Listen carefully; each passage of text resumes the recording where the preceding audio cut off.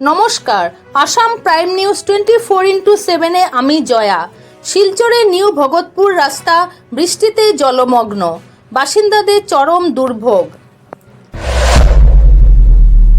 চেঙ্কুরি রোডের নিউ ভগতপুরের রাস্তায় জরাজীর্ণ অবস্থা বর্ষার সময় চলাচলকারীদের জন্য মহা দুর্ভোগের কারণ হয়ে দাঁড়িয়েছে।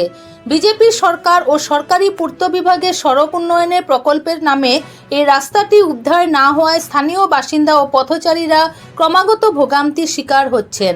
স্থানীয়রা জানান, বৃষ্টির সময় রাস্তাটি পানির সাগরে পরিণত হয়ে যায়, যাতে যানবাহন আটকে যাচ্ছে এবং পথচারীরা কাদায় হোঁচট খাচ্ছেন।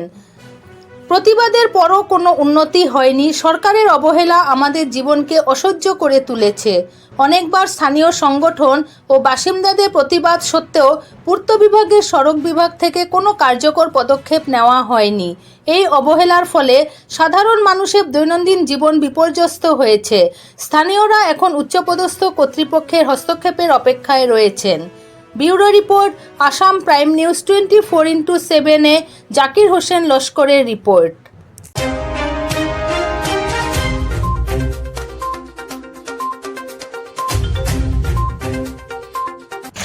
রাস্তার অবস্থা, এইদিকে কালভার্ট আছে, ড্রেন আছে, এইদিকে ড্রেন নাই। কোন দেশও, কোন পৃথিবীর কোন দেশও আছে এইরকম রাস্তা?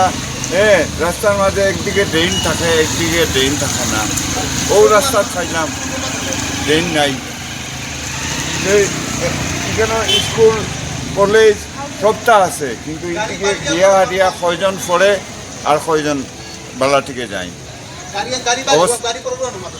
গাড়িটা বেজান পড়ে উল্টি যায়। টুকটুকিতে আর কোনো কথাও নাই। আর মানুষ যেন পড়ে, আর ছাত্রছাত্রী ইটার উঠিয়া ফড়িয়া দৌড়িয়া যায়। এই রাস্তার কতদিন হয়েছে? রাস্তার কতদিন? 1 বছর হয়েছে, 1 বছর পুরা হয়েছে। এই অবস্থা। আপনার নাম? আমার নাম পরিতোষ সিনহা। এটা নিউ ভগতপুর, চেঙ্কুরি রোড। হ্যাঁ।